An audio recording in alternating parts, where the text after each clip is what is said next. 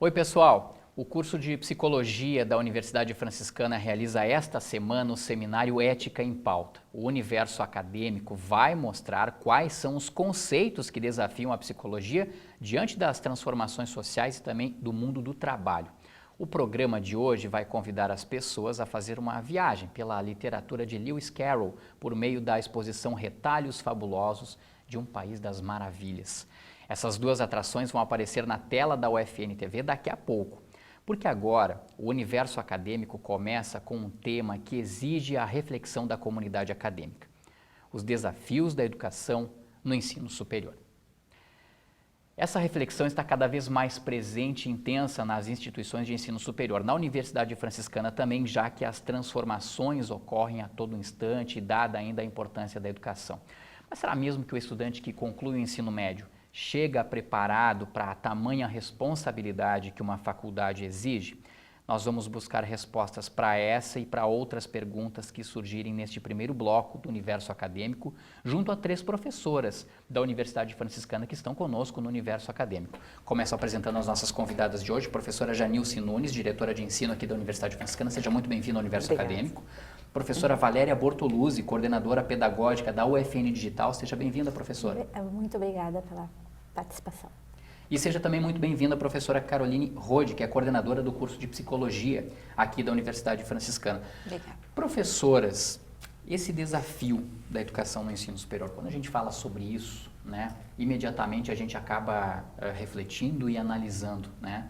Um mundo em constante transformação, na educação não é diferente. Aliás, eu até coloco a educação, né, como um daqueles pilares que mais se transforma por conta das transformações, sejam elas sociais, de trabalho, das relações humanas e tudo mais. Mas se eu pudesse fazer uma pergunta de início para vocês, assim, do programa, seria exatamente essa: quais são esses desafios? Ou qual é o maior desafio da educação no ensino superior? E aí, relativamente, eu trago para o Brasil, no atual momento, 2019, final da segunda década do século XXI. Começo perguntando isso primeiro para a professora Janilce. Qual é o maior desafio atualmente, professora, da educação superior no Brasil? Um dos maiores desafios é a contextualização, né? Entender quem é esse sujeito, essa pessoa que está procurando a educação superior, que Sim. perfil ele tem, e agregar esse perfil à escolha profissional dele. A escolha profissional é um dos momentos mais difíceis para uma pessoa, eu considero, Sim. porque é sua carreira, ele vai escolher isso e vai seguir para o resto da sua vida. E também na educação é pensar, agregar essa questão dessa identidade à questão do mercado, né? Um mercado hoje que está exigindo pessoas que trabalhem em equipe, pessoas que sejam conectadas, pessoas dinâmicas. Então, agregar essa identidade ao mercado e esse processo formativo com teoria, com prática, com extensão, com envolvimento na universidade. Com a maior capacidade possível, né? É. Com a maior munição, eu diria assim. Esse é um grande desafio. Na sua opinião, professora Valéria, qual é o maior desafio hoje da educação no ensino superior aqui no Brasil? Eu vou complementar a fala da professora Janilce, porque realmente esse é o maior desafio, adequarmos a educação superior às demandas do mercado de trabalho e ao perfil, né, do estudante que a gente tem. Sim. E aí nós temos hoje um perfil de estudante muito diverso, porque nós temos aquele estudante que sai do ensino médio, então ele está escolhendo a primeira carreira, né, e ele tem essa expectativa de que ele vai cursar essa carreira e essa carreira vai seguir, né, para a vida dele, para a vida inteira dele. Só que nós sabemos hoje que as carreiras, elas estão mudando muito. Então, muitas vezes esse estudante entra com uma expectativa daquilo que ele sabe da carreira, mas ele não, no final das contas, com as mudanças sociais, como tu mesmo destacou,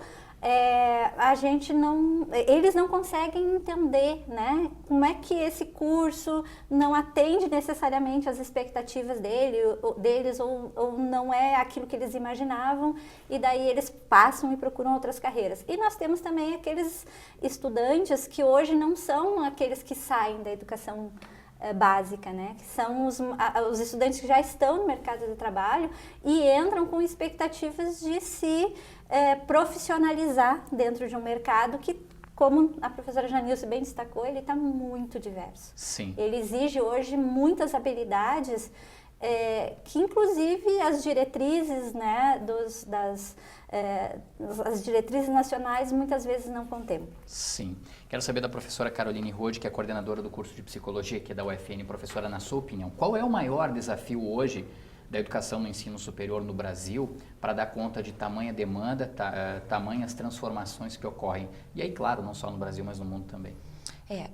Eu acrescentaria também, né, as falas das professoras, concordo plenamente com o que elas colocaram, a questão da maturidade, né, que os alunos chegam às vezes muito novos, e essa maturidade emocional para lidar com diversas situações, para lidar com frustrações, que o ambiente da universidade ele é muito mais complexo nesse sentido, exige muito mais do aluno, exige ele estar fora, longe da família, né? E isso muitas vezes ocasiona outros problemas. Sim. Então, eu colocaria mais essa parte comportamental, essa parte mais de lidar realmente com essa questão de entrar num novo mundo, né? Que também vai ter contato com o mercado de trabalho, lidar com os seus sonhos, expectativas da família, suas próprias expectativas. Então, nesse sentido, eu acho que isso acaba influenciando todo o resto, né? Dessa parte de conseguir se adaptar a um ensino superior. Sim, bom, me parece que a professora Caroline coloca uma situação que a gente pode, na verdade, associar à questão do protagonismo, né, do aluno no ensino superior. Ele precisa ser protagonista, né, no ensino à distância, no caso no EAD, na educação à distância, ainda mais. Né, isso é mais necessário ainda. Presencial não que ele não seja tão importante, ele é importante também. Né? E aí agora eu peço justamente para que vocês pudessem avaliar. Falta um pouco disso a partir de que se falta uma maturidade, falta uma preparação psicológica, a professora Caroline, muitas vezes para entender e para lidar com frustrações, automaticamente falta também para esse aluno que hoje chega ao ensino superior do Brasil. E daqui a pouco o próprio aluno que chega na Universidade Franciscana. Falta um pouco mais de maturidade, falta um pouco mais de protagonismo. E que protagonismo é esse? Me parece também que estamos numa fase de mudanças, né? Sim. Onde está sendo cobrado mais esse aluno, exigido que ele seja mais protagonista do seu próprio desenvolvimento dentro do ensino superior.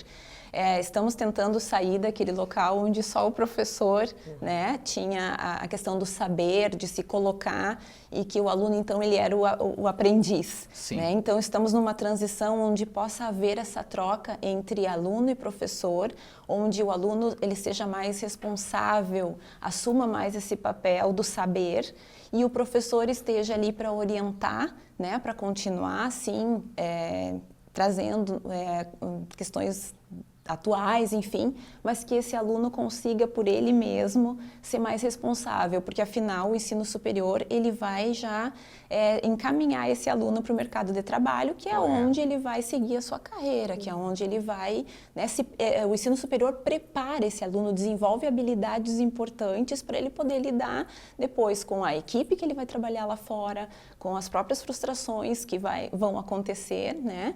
E com, enfim, todos os desafios que o mercado de trabalho impõe e que o mundo inteiro impõe nesse sentido. Sim. Professora Valéria, lá na UFN Digital, como é que vocês têm trabalhado essa questão do protagonismo? Atualmente, a Universidade Franciscana ela está oferecendo 9 cursos, né, EAD, e isso vai ser assunto no segundo bloco do Universo Acadêmico. Como é que vocês trabalham essa questão assim do protagonismo, da importância? Porque justamente por ser à distância, o aluno ele precisa talvez ser até mais protagonista do que o próprio ensino presencial. Bom, Rogério, nós trabalhamos na UFN Digital, a gente já tem uma metodologia de base, que é a metodologia de solução ou de resolução de problemas. Né? Então, a aprendizagem baseada em problemas.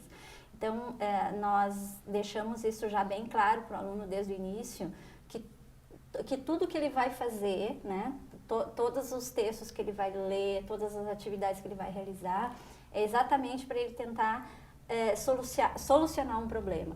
E é para ele solucionar o problema. Então, ele já desde o início, pela metodologia que a gente usa, desde o início ele tem que perceber, ou ele precisa, né, se colocar como alguém que vai solucionar problemas e ele é o protagonista disso. Correto. E isso, de alguma maneira, causa algumas dificuldades, porque o estudante da EAD, ele é muito diferenciado, digamos assim, dos estudantes presenciais. Por quê? Porque ele precisa ter autonomia. E a autonomia já gera, né, ou já pressupõe protagonismo, né? Porque ele precisa ser autônomo para determinar os horários que ele vai estudar, organizar a agenda dele, né? Organizar o espaço do dia dele para poder realizar as atividades dos cursos, porque os cursos têm as mesmas dificuldades, digamos assim, do presencial. A dificuldade maior que existe na educação à distância é exatamente essa distância, né? O fato de não ter um professor tirando dúvidas, na verdade, imediatamente, né? No momento que tu tem a dúvida, que acontece no curso, na educação presencial. Sim. Mas assim, só que o estudante de educação à distância é aquela pessoa que normalmente não tem tempo. Então, para ele ele gostaria que fosse, né, muito mais fácil, digamos assim, as atividades e muito mais próxima de algo mais automático. Né? Então, nós estamos lidando com isso com muita orientação aos alunos. Muita né? conversa. Muita conversa. Né? Muita sugestão de iniciativa, Exato. de organização de horário. Exato, né? Nós fazemos tudo isso. Nós temos um conjunto de tutoriais, digamos assim, né, de materiais que nós disponibilizamos no início do curso para todos os estudantes que se matriculam, que é a ambientação em educação à distância, até para eles entenderem isso. Sim. Mas há ainda muito dessa questão de que eles enxergam a educação à distância, mas também a educação presencial, muitas vezes, como um espaço de formação de mão de obra, que é diferente de formação profissional. A formação a mão de obra operária, né, que muitas vezes que a gente fala, ela está voltada para a realização de tarefas, né? E a formação superior ela é diferente nesse aspecto, porque ela, como a professora Caroline disse, ela demanda uma série de habilidades para tomar decisões, o que é diferente de quem só realiza tarefas. Sim. Então, é bem nessa linha, bem esse raciocínio, né? Que é importante cada aluno, o professor também. Agora, professora Janilce, a direção de ensino da UFN, eu acredito que ela tem esse conceito muito bem claro, né? Mas, ao mesmo tempo, será que a atual geração, essa geração que chega agora, seja para o ensino presencial ou seja para o ensino EAD, ela estava, de fato, preparada para tamanho desafio? Essa é a primeira pergunta. Vou fazer duas perguntas em uma só. Ela estava preparada para tal desafio e outra. Será que em algum momento a humanidade estava também, e essa é um pouco mais ampla essa pergunta, ela estava preparada para essa nova modalidade de ensino que é o EAD? Porque me parece que por séculos nós nos preparamos para o conceito de faculdade, mas a faculdade presencial, né? Será que a gente estava preparado também para tamanha tecnologia e a relação de professor com a tela com o aluno, enfim... Havia essa preparação, será por parte da humanidade? Esse foi um dos cuidados que a gente teve em todo o nosso processo de credenciamento para EAD. Sim. Porque nós temos uma história em educação superior e uma credibilidade na educação superior como um ensino onde tem um diferencial na questão da inovação, na questão de metodologias em sala de aula, estratégias diferenciadas, e a gente tinha a necessidade de estudar muito, e nós estudamos muito, todas as equipes estudaram muito, para que a gente fizesse uma EAD, e por isso que a gente demorou para entrar no mercado, porque quando a gente entrasse, a gente literalmente ia entrar com a nossa qualidade que a gente tem no presencial, e esse é um cuidado que o setor de EAD tem diariamente, né? Diariamente, as equipes que são muitos profissionais da área, de diferentes áreas, porque é uma equipe multiprofissional, tem justamente pensando o seguinte, não poderia ter essa quebra EAD do presencial, né? E nesse sentido, a gente precisava o quê? Ir avançando para que a gente fosse construindo isso tanto no presencial quanto, porque é uma demanda da atualidade. Nós precisamos avançar do passivo para o ativo. É uma demanda contemporânea. Nós precisamos ser mais ativos no nosso processo de aprendizagem. E quando eu digo protagonismo propriamente dito, isso mesmo. né? Então, quando um estudante entra numa sala de aula, seja virtual, certo, lá no Moodle, ou seja no presencial, onde ele sentou e está o professor na frente, ele precisa ter uma atitude de que aquela aula é vital para a profissão dele. E é vital para ele quanto profissional daqui a pouco. Sim.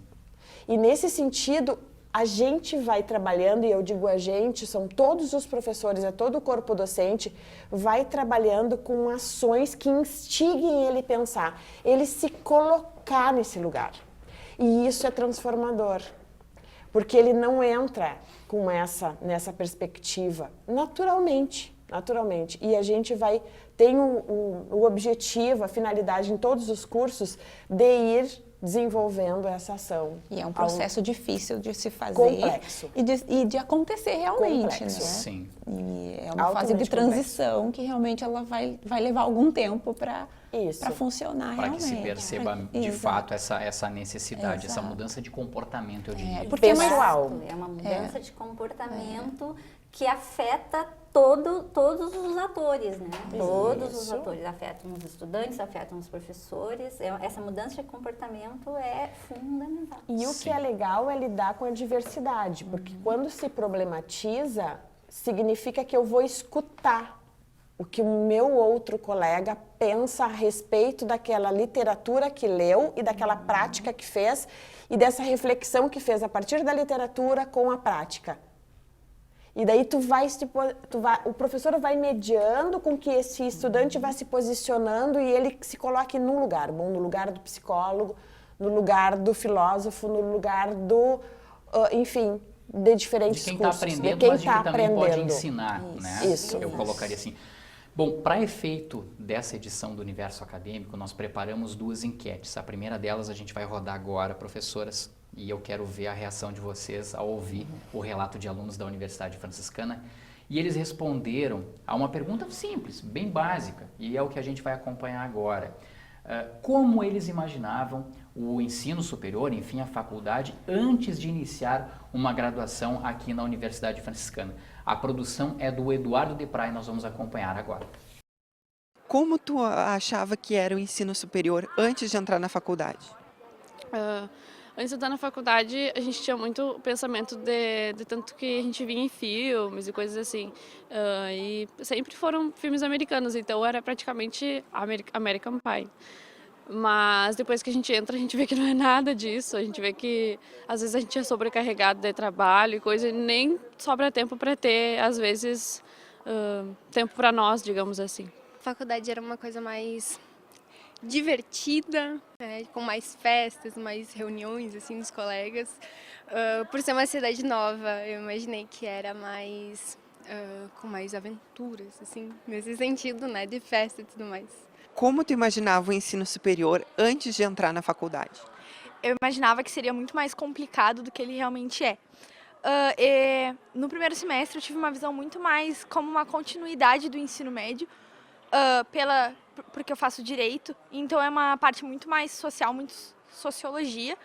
E como eu tive essa base no ensino médio, ele acabou sendo só uma continuidade. Eu achava que o ensino superior ia ser mais difícil que o ensino médio, mas Estando aqui é bem mais fácil porque é algo que eu gosto de fazer. Eu imaginava que ia ser melhor que o ensino médio, porque no ensino médio tinha várias matérias que eu não me identificava, né? Mas eu também acho que depende muito da idade que tu entra na faculdade. Eu já faço o 2º curso e hoje eu vejo que eu tenho uma visão muito mais profissional, muito mais querendo fazer melhor os trabalhos do que quando tu entra, tu tá, vamos fazer, não sei como faz, e vai mais largado assim, sabe? Eu não tinha muita perspectiva de como ele ia ser, né? Era mais uma cobrança para eu entrar na faculdade, fazer uma graduação, né? Que era mais pensado no futuro, para ter um futuro melhor, né? Era mais uma cobrança, não um desejo. Eu imaginava que era mais difícil, mas não que fosse tão cansativo como é, na verdade, para nós. É uma carga horária bem puxada, principalmente se tu quiser se envolver com estágios, com trabalho. E é uma coisa meio inviável não participar disso quando a gente entra aqui, porque a gente vê que tu tem que dar o melhor de ti para tu conseguir se destacar. Eu imaginava o ensino superior semelhante a este, mas tu vivenciando ele, tu vê que a carga, a gente às vezes julga as pessoas que só estudam, como muitos falam. Mas esse só estudar, ele é bem maçante, ele é bem pesado. Então, professoras, e aí surpreendeu vocês ou não surpreendeu? Eu acredito que por alguns momentos sim, mas por outros a gente observa que os alunos já esperavam uma certa dificuldade. Eu quero só retomar justamente essa questão do protagonismo. De que maneira ser protagonista? O que é esse protagonismo? Qual é a importância? Posso começar com a professora Valéria. Bom, Rogério, na verdade, algumas das respostas não necessariamente me surpreenderam, né? Mas elas mostraram esse amadurecimento, né?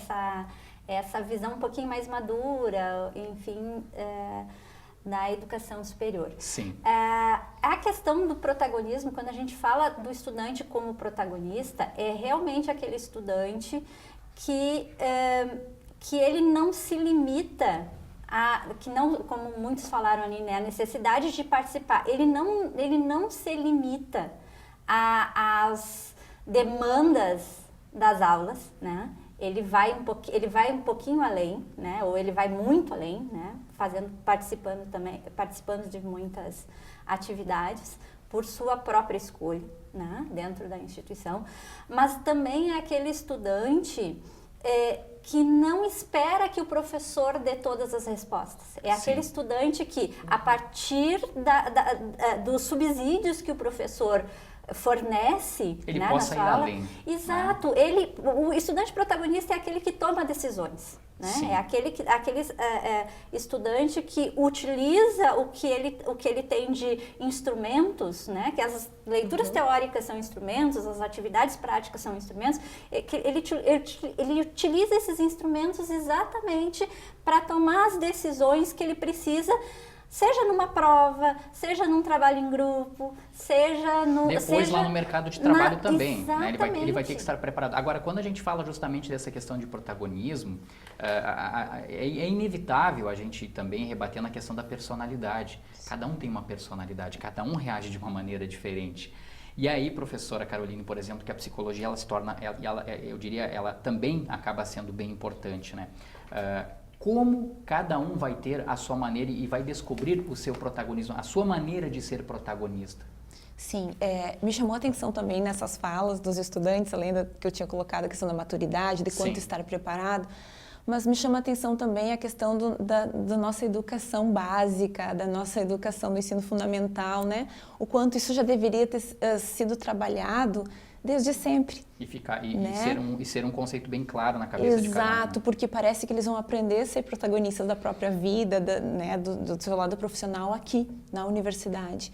Então, isso poderia já começar muito antes, né? Já com a família, já na escola. Eles já deveriam ter essa preparação, chegar aqui mais preparados nesse sentido. Talvez o choque não fosse tão grande, né? Talvez não houvesse essa confusão que acontece agora, que a gente percebe muito na prática e que acaba atrapalhando muitas vezes no rendimento deles em sala de aula, na própria questão de ser protagonista, né, do seu futuro.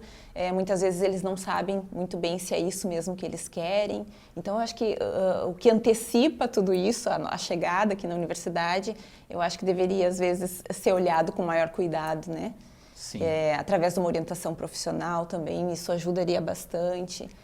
Acho que evitaria conceito, digamos, muitos... mais pronto daquilo que é ensino fundamental, aquilo que é ensino médio e aquilo que de fato é faculdade, aquilo que é ensino superior. E aí, professora Janilce, a gente lembra que quem entra numa universidade, quem entra numa faculdade vai fazer, tem que ler, né? Tem que pesquisar, tem que conversar, tem que estar preparado para apresentar trabalhos em grupos, tem que estar preparado para ouvir opiniões divergentes, embora isso, muitas vezes, a gente tenha uma certa dificuldade, né? Mas tem que estar preparado para isso, né? E me parece que em determinados momentos falta um pouco para essa nova geração de agora. Talvez até para a nossa faltasse, né? Mas falta ainda mais. Não lhe parece isso também? Na minha análise dessa questão de mudança paradigmática, na verdade, tanto lá na escola quanto na universidade... Eu acho que é um termo bem claro, né? É um paradigma, É um né? paradigma, né? Penso que as escolas também estão se transformando. As escolas estão estudando muito, os professores que estão na educação básica, eles estão fazendo um movimento para que os nossos futuros alunos que cheguem aqui na universidade, eles tenham já esse caminho nesse sentido. Só que teve uma fala muito interessante que disse assim, aqui eu me identifiquei porque eu escolhi o curso que tinha a ver comigo, né? Sim. Tranquilo, ele disse. Achei tranquilo porque eu estou fazendo o que eu gosto. Então, o interessante é o seguinte, tem todo um processo formativo da educação básica que é fundamental para ele poder chegar até aqui. Só que hoje a gente tem demandas sociais dessa sociedade que a comunicação está muito ativa, as redes se fazem e às vezes as pessoas elas têm um pouco de dificuldade de lidar com essa situação. Então elas se comunicam bem, elas acessam a informação bem, mas elas têm dificuldade de usar essas ferramentas todas que estão disponíveis para aprender. Sim, e para até uma questão administrativa de tudo isso, né? Isso. Pessoalmente, para procurar esse protagonismo essas ações que se tem a necessidade de ir desenvolvendo, né? Sim. É um grande desafio. Perfeito, perfeito. Bom, eu quero lembrar vocês também, professoras, já que a gente está falando nesse desafio, que talvez uma das consequências de a gente ter, né, muitas vezes, essa dificuldade para o aluno entender a questão da universidade, da graduação, é que aqui no Brasil, e eu até procurei essa anotação, a educação propriamente ela só passou a ser debatida, né, no início do século XX. Se a gente pega países da Europa, né, eles já debatiam a educação há muitos séculos atrás, e nós deixamos, né, justamente para o início do século XX, meados de 1900 e até vou colocar 1920, a partir da Semana de Arte Moderna, em que uma série de conceitos começaram a serem questionados e tudo mais, né? Uma crítica à educação tradicional, uma crítica da universalização do ensino, né? A procura pela universalização do ensino no país como um todo. Porque antes a gente sabe, no início do século XIX, ainda aqui no Brasil, somente as principais cidades, as maiores cidades do Brasil é que tinham, de certa forma, um ensino mais desenvolvido, assim, e tudo isso foi tendo que ser buscado, né? Foi tendo que ser trazido, né? Difundido, distribuído para todo o Brasil. Santa Maria, claro que ela se insere nesse contexto porque ela é uma cidade que vive e muito, né, do ensino. Então, desde o início do século XX, ela também era uma das poucas cidades do interior, né, que dispunha dessa capacidade. Mas também para efeito do universo acadêmico deste programa, nós fomos ouvir alunos também, alguns que já falaram ali, sobre como eles imaginam a universidade, como eles imaginam a faculdade daqui a algum tempo, daqui a precisamente uma década. Vamos ouvir exatamente o que eles têm para falar, o que eles responderam, então, para o Eduardo Deprá, nosso acadêmico aqui de jornalismo, que fez essa enquete, que conversou com os alunos. Como tu imagina que vai ser o ensino superior daqui a uns 10 anos?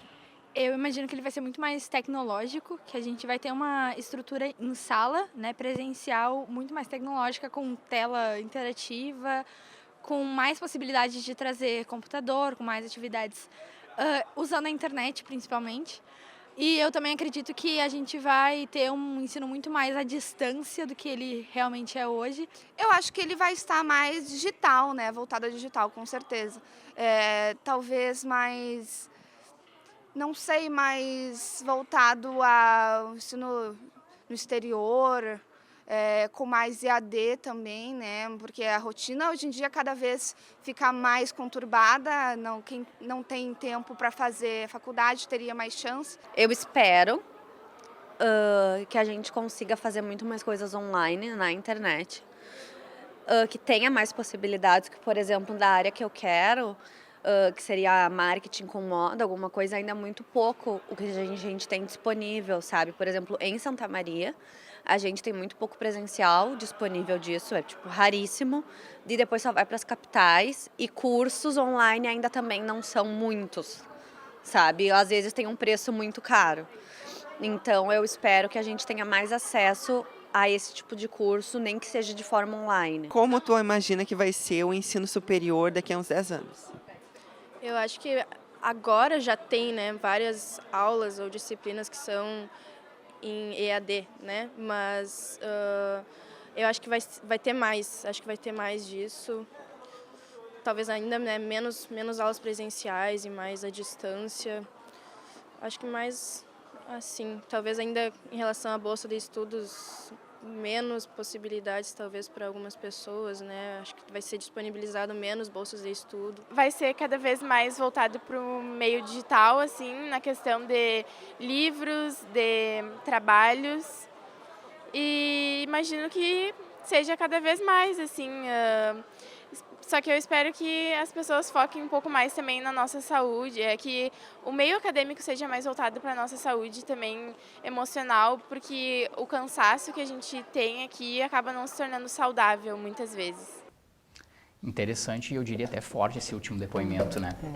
Quando analisa. Professoras, a gente está se encaminhando para o final, o tempo passou muito rápido, né? E eu gostaria de, na verdade, um registro final de vocês sobre isso que vocês acabaram de ouvir agora e principalmente sobre esse futuro, né? Como vai ser de fato então esse futuro? Eu acredito que eles estão cobertos de razão ali quando eles colocam, né, essa situação do ensino à distância, da tecnologia, né? E outras habilidades e tudo mais. Agora, é importante que eles entendam também que o presencial ele é importante, que o protagonismo, e vou martelar de novo nisso, o protagonismo é importante. Não vai bastar simplesmente assistir a um vídeo pela internet e acreditar que a formação dele está pronta. Não, ele vai ter que buscar mais e cada vez mais. Então, eu gostaria de uma afirmação, né, de uma ideia final de vocês para a gente encerrar esse primeiro bloco do universo acadêmico. Começa com a professora Janilce. Eu faço um destaque bem especial para mim, que é cada vez mais a gente precisa desenvolver a humanização vinculada à fluência tecnológica. A gente precisa aliar questões de humanização, porque esse último relato ele sinaliza isso. O professor precisa estar muito próximo, né, do seu estudante, entender aquele contexto, entender quem é esse estudante, dialogar com ele, perceber as suas necessidades para poder fazer com que ele avance. Isso tanto em meio digital quanto em meio presencial. Então, esse é um ponto para nós vital. A humanização aliado a todo esse movimento paradigmático, que vai desde as metodologias, as tecnologias, enfim, a essa postura que nos exige na atualidade. Sim, professora Valéria, a senhora vai na mesma linha de raciocínio da professora Janilce? Vou sim, Rogério, porque assim, a maior parte do que eles sinalizaram é a estrutura. A estrutura da educação superior daqui a 10 anos, que não vai ser 10 anos, vai ser, sei lá, daqui a 2. Sim. Né? Não vai demorar tanto. Mas eles não sinalizam, a não ser no último depoimento, exatamente essa questão de que não basta os meios, nós precisamos de comportamentos, né, que mudem, e não são só os comportamentos deles, mas também são as formas de organização da própria instituição. Então, sim, nós precisamos pensar a educação superior para humanizar, né? Não tanto do jeito que nós estamos pensando, que são as caixinhas, né? Que a gente separa tudo por disciplinas e aí o aluno tem, sei lá, 20 disciplinas, Sim. né? Num semestre, porque na EAD a gente trabalha com bimestre, sei lá, ele tem muitas disciplinas e ele não entende como é que elas se relacionam. E é isso que nós precisamos ajudá-los a entender, né, e também nós precisamos nos reprogramar para isso, para que a gente trabalhe mais em conjunto e diminua, né, essa carga de trabalho que não é necessariamente de aprendizagem. Sim, né? uma carga de trabalho, professora Caroline, que ela vai ser cada vez mais exigida por conta do protagonismo ainda, mas que também a gente tem que cuidar muito da saúde mental. Não adianta exagerar também, porque daí a máquina, o cérebro aqui não vai reagir, né? Nós temos a ilusão de que daqui a pouco trabalhar em casa só no EAD vai nos ajudar, né? Eu vou ter mais tempo, eu vou economizar, daqui a pouco financeiramente, mas e o contato pessoal? Né, isso que as professoras têm falado, assim, esse cuidado com a saúde mental, essa questão de bom interagir com o outro, né? Isso isso não vai acontecer, isso já está acontecendo e já está aí também o adoecimento que a gente tem visto, né?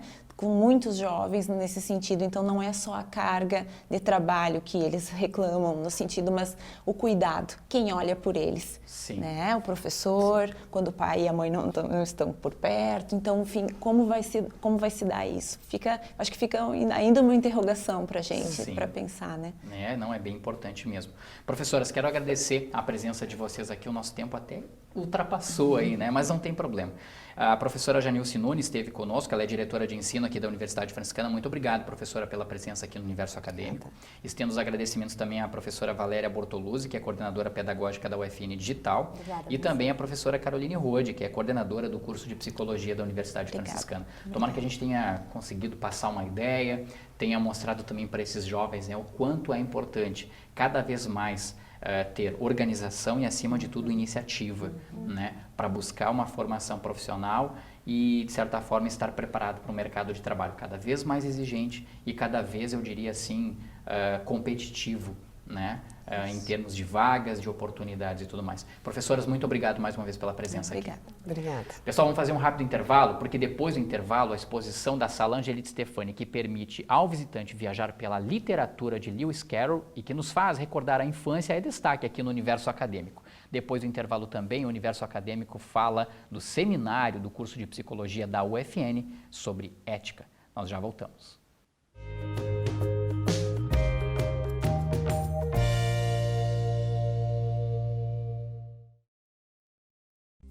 A Universidade Franciscana traz sua experiência e qualidade no ensino superior agora para a educação à distância.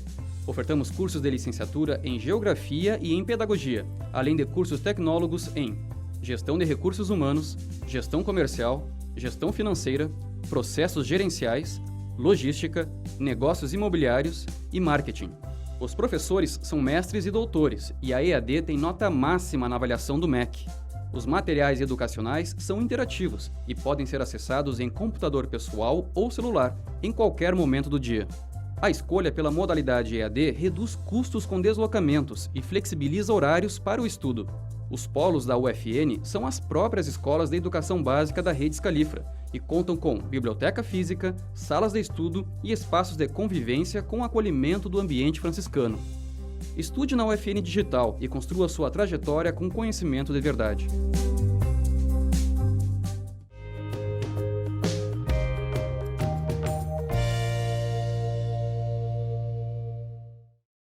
Os aprovados no vestibular de inverno da UFN têm até esta sexta-feira, 5 de julho, para fazerem a confirmação da vaga.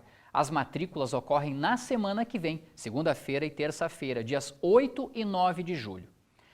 Agora, pessoal, a UFN ainda oferece outras oportunidades para quem ainda deseja estudar na Universidade Franciscana. Vamos dar uma olhadinha nessa tela aqui, ó. Tem o vestibular complementar, são 28 cursos de graduação presencial e outros 9 cursos de graduação EAD. As inscrições para esta modalidade aqui vão até o dia 10 de julho, próxima quarta-feira, em ufn.edu.br. A prova, pessoal, vai ocorrer no dia 13 de julho. E como é que ela vai ser realizada? Serão 20 questões de múltipla escolha e também uma prova de redação.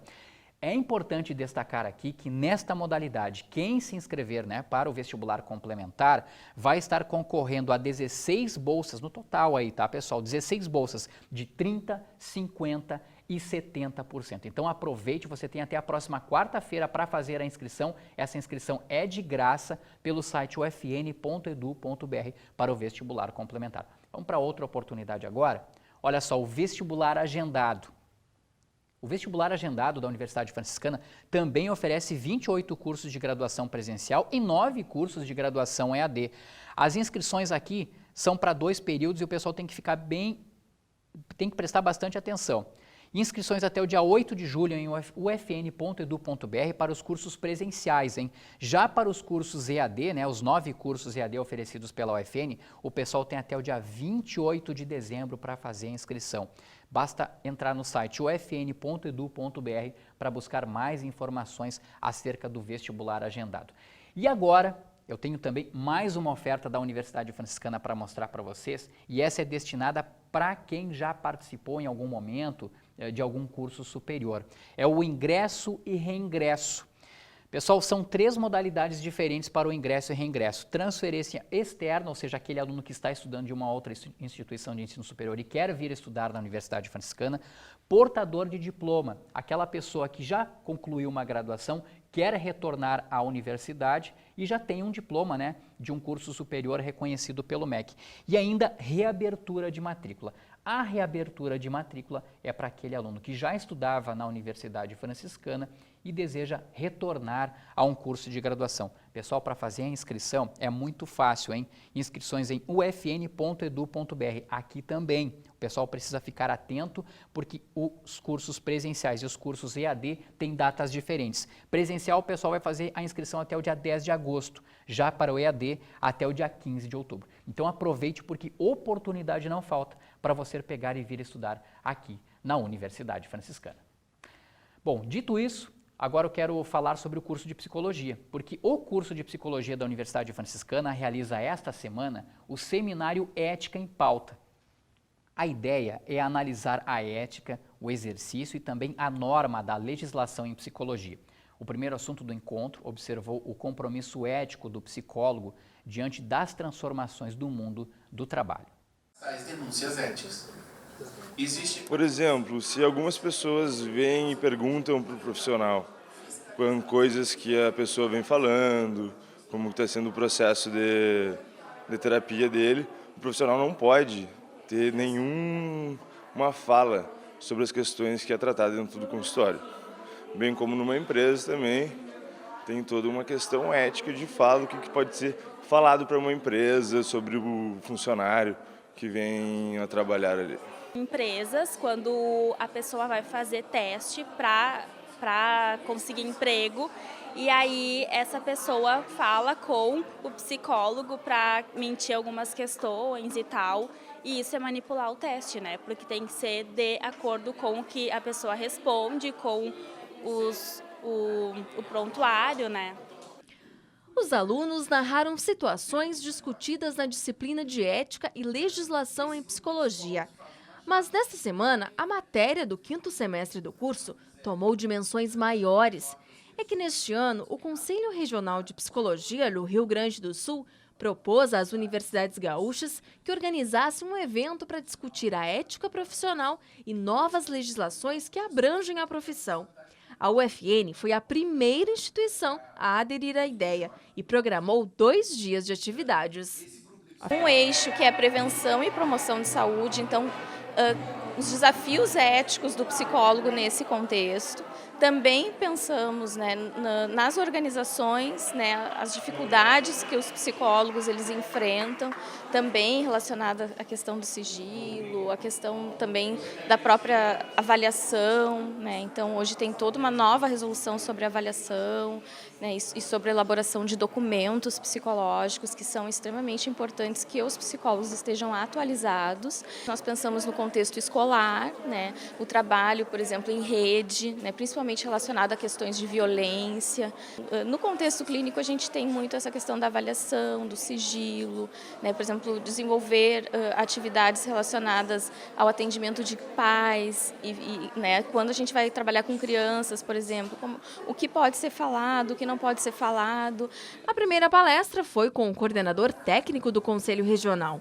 O Conselho discute em média por ano de 30 a 40 processos éticos envolvendo profissionais. Lúcio explica que a função do Conselho, em parceria com as universidades, é ajudar na formação e, ao mesmo tempo, proteger a profissão, zelando assim pelos profissionais e, consequentemente, pela sociedade.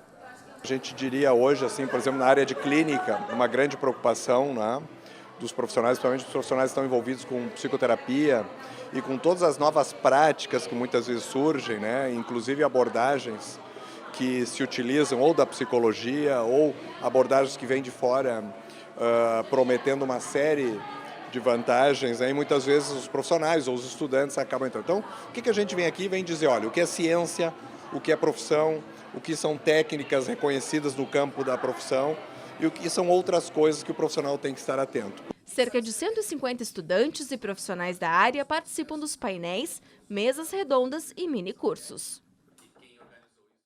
Uma viagem pela literatura de Lewis Carroll é a proposta da mais nova exposição da Sala Angelita Stefani. Retalhos Fabulosos de um País das Maravilhas é um trabalho da artista visual Ana Cláudia Barim e permanece à espera do público até o dia 18 de julho. A entrada para acompanhar a exposição é de graça.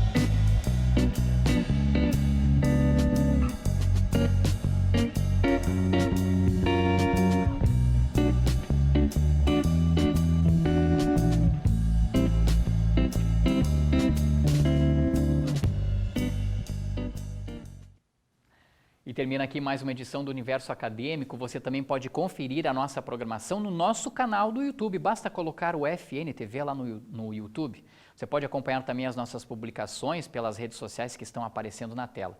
Um grande abraço a todos e até mais.